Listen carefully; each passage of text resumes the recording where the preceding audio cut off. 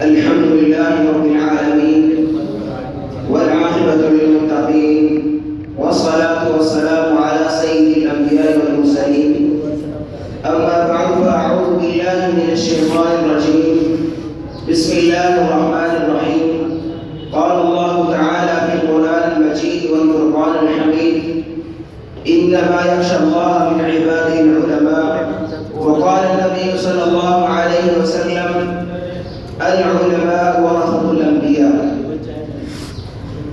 سامعین محترم، اللہ تعالی نے اس زمین کے اندر علماء کی شکل میں پھول پیدا کیے ہیں اور ان پھولوں نے پوری دنیا کے اندر اپنی خوشبو سے پوری دنیا کو معطر کر دیا. آج میں آپ کے سامنے ایسے پھول کی خدمات بیان کرنا چاہتا ہوں جن کا نام فاتح قادیان اور شیخ پنجاب مولانا ثناء اللہ مرسل رحمہ اللہ ہے. سامعین محترم، شیخ الاسلام مولانا ثناء اللہ مرسل رحمہ اللہ برے صغیر پاک و ہند کی جامع الصفات اور علمی شخصیت تھے. آپ دین کے داعی اور مفسر قرآن بھی تھے، متکلم اور مصنف بھی تھے اور صحابی بھی تھے. آپ رحمہ اللہ کی خدمات کا دائرہ اس خطہ عرض میں دور دور تک پھیلا دکھائی دیتا ہے.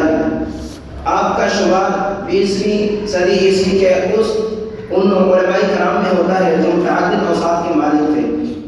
مولانا ثناء اللہ مرسل رحمہ اللہ 1868 میں امرتسر کے اندر پیدا ہوئے. جب ان کی 7 سال کی عمر ہوئی تو والد محترم اس دنیا سے رخصت ہو گئے. کچھ ہی عرصے کے بعد تایا جان بھی اس دنیا سے رخصت ہو گئے. ان کے لیے یہ لمحہ بہت تکلیف دہ تھا. جب ان کی عمر 14 سال کی ہوئی تو والدہ محترمہ بھی اس دنیا سے رخصت ہو گئی. ان کے بڑے بھائی جن کا نام ابراہیم تھا وہ رفوگری کا کام کیا کرتے تھے. چنانچہ مولانا صاحب کو بھی اسی کام پر لگا دیا گیا. لیکن آپ رحمہ اللہ کو تعلیم کا شوق پیدا ہوا اور اسی وقت الحمدللہ امرتسر رحمہ اللہ کی خدمت میں حاضر ہوئے اور کتب درسیہ کی تعلیم حاصل کی. اس کے بعد کتب احادیث کے لیے حافظ عبد المنان وزیر آبادی کی خدمت میں حاضر ہوئے اور کتب احادیث اور دوسرے مروجہ علوم کی تعلیم حاصل کی. صحیحین کی تعلیم حاصل کرنے کے لیے وہ دہلی کی طرف سفر کرتے ہیں اور میاں سید نذیر حسین دہلوی رحمہ اللہ کی خدمت میں حاضر ہوئے اور خوب استفادہ کیا. آپ رحمہ اللہ بہت بڑے مناصب بھی تھے اور مصنف بھی تھے. آپ رحمہ اللہ خود فرماتے ہیں کہ میں نے رد قادیانیت پر اتنی کتابیں لکھی ہیں کہ مجھے خود بھی اندازہ نہیں کہ میں اسے گن بھی نہیں سکتا. سامعین محترم، ابو الوفا مولانا ثناء اللہ مرسل رحمہ اللہ ملت اسلامیہ کے مشترکہ سرمایہ تھے. آپ بیک وقت مخالفین اسلام کے 74 حملوں کا جواب دیا کرتے تھے. آپ فضائے پاک و ہند پر عظمت اسلام اور دین محمدی کا دفاع کیا کرتے تھے اور دین محمدی کا پرچم لہرایا کرتے تھے.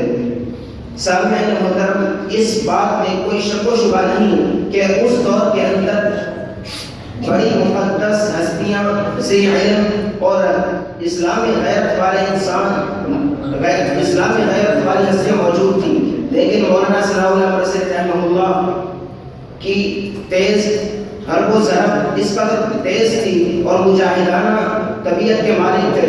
دیکھتے ہی دیکھتے انہوں نے اپنے ہاتھ میں اسلامی دفاع کا علم پکڑ لیا اور دوسرے مجاہدین پیچھے رہ گئے. آپ رحمہ اللہ ایک بہت بڑے مناظر تھے. اس بات کی تاریخ شاہد ہے کہ ان جیسا کوئی مناظر آج میں پیدا نہیں ہوا. وہ اپنے مخالف کو آڑے ہاتھوں لیتے تھے اور ان کی دلائل کی گرفت اتنی مضبوط ہوا کرتی تھی کہ مخالف لمحوں میں ہی شکست کھانے پر مجبور ہو جاتا تھا. اس کے بعد جب پاکستان کی طرف ہجرت کی تو آپ رحمہ اللہ اپنے بیٹے کی شہادت اور قیمتی کتب کے ضائع ہونے کی وجہ سے بہت نڈھال ہو گئے تھے اور اسی وجہ سے 1998 میں یہ عالم دین اس دنیا سے رخصت ہو گئے. انا للہ و انا الیہ راجعون. اللہ تعالیٰ سے دعا ہے کہ ہمیں اپنے اسلاف کے نقش قدم پر چلنے کی توفیق عطا فرمائے. آمین. وما علینا الا البلاغ المبین. والسلام علیکم ورحمۃ اللہ وبرکاتہ.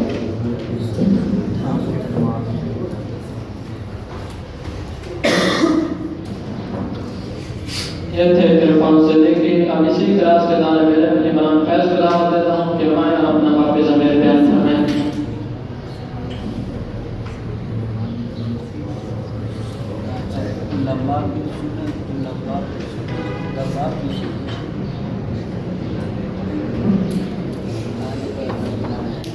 السلام علیکم ورحمۃ اللہ وبرکاتہ. السلام ورحمۃ اللہ وبرکاتہ. نحمده ونصلي على رسوله الكريم اما بعد فاعوذ بالله من الشيطان الرجيم. بسم